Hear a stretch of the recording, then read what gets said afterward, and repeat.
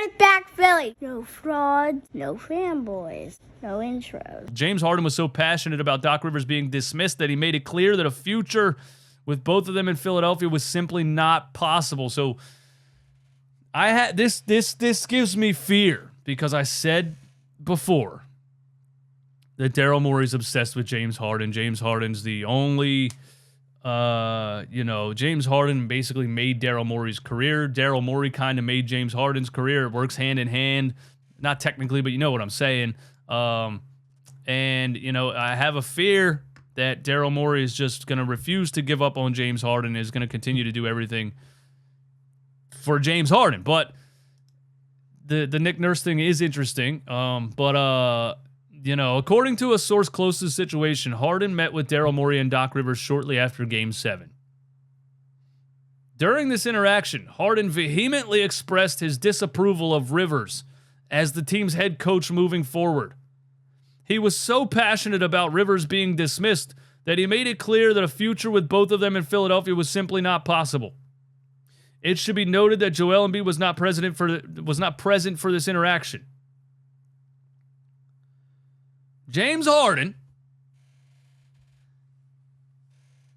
is an egomaniac, okay? There's a lot of them. We're dealing with a lot of them. But James Harden is an egomaniac because if the way that he played in Game 6 and Game 7,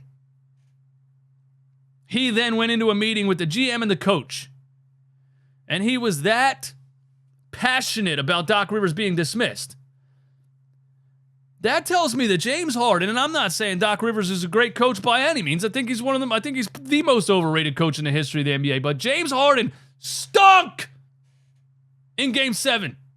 Stunk. And he went in there and said, listen, I want Doc fired. And if Doc's not fired, I'm out. I'm out. Me and Doc Rivers cannot work together in the future.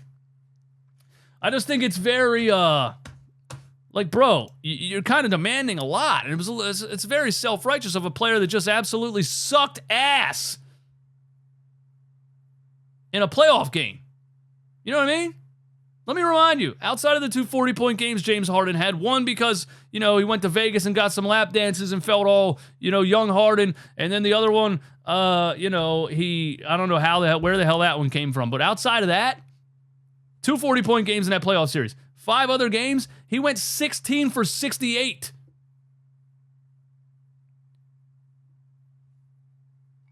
$13 points per game, 17 turnovers, and was a minus 63. And he went in there and demanded the coach be fired. That's an ego that hasn't won anything in the NBA. I need you to understand this. Hasn't won anything in the NBA. Everything in Houston was built around James Harden. They freaking scheduled flights. The times and days that he wanted them to be scheduled based around his favorite nightclubs in certain cities. That's a real thing. The universe was centered around James Harden for 10 years, and he loved every second of it.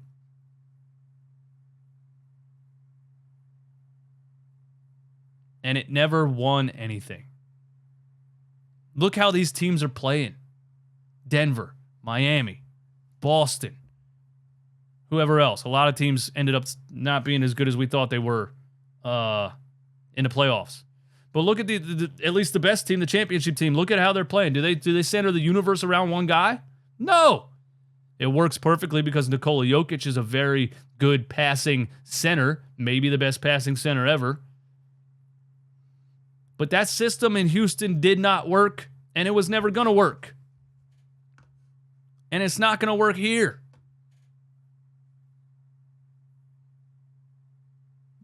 James Harden got Doc Rivers fired, and I fear now that,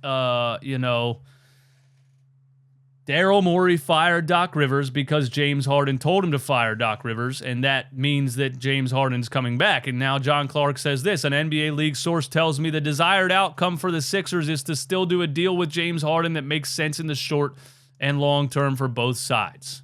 So let's add it all together. Let's put 2 and 2 together here. Let's put 4 and 4 together here. James gets Doc fired. Daryl fires him. And it's because he wants James to come back. Obviously, he loves James Harden. I think Daryl's probably having conversations and disagreements and arguments with ownership about the money. There might be some conflict with Nick Nurse in the whole situation because James Harden's style of play and the style that he wants to play basketball, the freedom to play how I want, is definitely not a Nick Nurse thing. So that's an interesting dynamic. If James can agree to play in a system for less money, yeah, sure. It better be a 2-year deal with a team option. And he better understand, you're in a system. The whole thing's not going to be centered around you. We're not going to ISO ball you 20 times a game so you can drive the lane and tumble out of bounds. We're not doing that. I don't know. He's not a catch and shoot player. I don't think James Harden fits Nick Nurse's style of play at all. It's predicated on ball movement, ball sharing, and catching and shooting. It's not James Harden's style of ball at all. And speaking of that, Doc Rivers comments on James Harden. Let me get to it real quick because it's interesting. It's interesting. Because Doc Rivers is also a narcissistic maniac. All right. So, he gets fired, and you've heard Doc Rivers defend his coaching career before. You've heard Doc Rivers, make excuses for every single blown lead that he's ever had. And look, the Orlando Magic team we had wasn't that good. And the Boston Celtics team, this or that. And the Clippers team didn't believe in each other. And the Sixers team. Oh, there's always an excuse. It's always somebody else's fault. It's never Doc Rivers' fault. I'm telling you, bro, I had a video a year ago titled Doc Rivers the Narcissist. And it's an absolute fact. And him and Ben Simmons were the worst two to put together in a room because they couldn't ever look in the mirror. I think James Harden looks in the mirror a little bit more than both of those two guys. I think Joel Embiid needs to look in the mirror. Doc Rivers has never looked in a mirror in his life. Which is why he has his hair tattooed on because they just put it on there and he just rolled out. He never looked in the mirror. Hold on, let's get to Rivers on James Harden, bro. All right, Doc Rivers on what went wrong in Game 6 loss to the Boston Celtics. Did he? Well, we'll get into that. But here, Doc Rivers on coaching James Harden while we're on the James Harden topic, okay? It was challenging. More because we were fighting two things and not like visually fighting.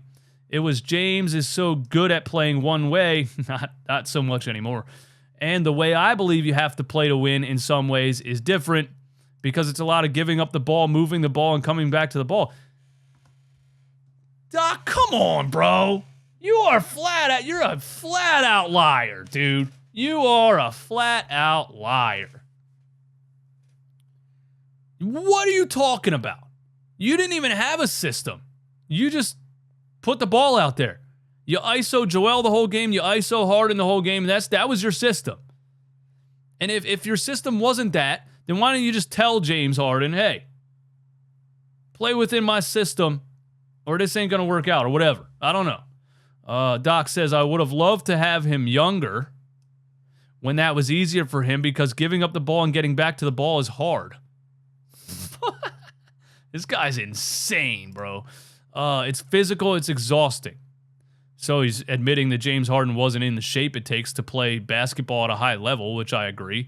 So it would have been interesting, and people are going to say, oh, he had a 45-point game. Yeah, I'm talking about the endurance. Like, being in shape is different than just dropping 45 in one game. We need you to show up for all 7. It would have been interesting if I would have had him younger where he could have done that more.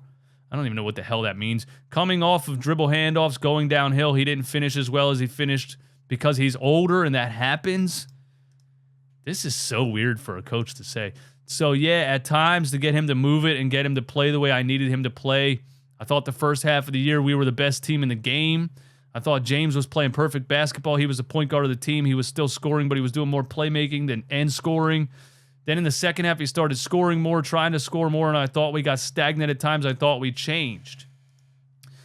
Again, Doc Rivers talking about a team that he coached in a perspective not of a head coach. Like, he's talking about the team like he wasn't there. He's literally assessing the 76ers like he was a guy sitting in the stands. I thought this happened, and then I thought this happened, and then where did you try to change any of this? Where was your coaching at? You know what I mean? The guy's a maniac. The guy's an absolute maniac. But yeah, I think there's some truth to, James Harden wants to play his own style of ball. I think there's probably some truth to him and Doc Rivers had some disagreements, which is why James wanted him fired.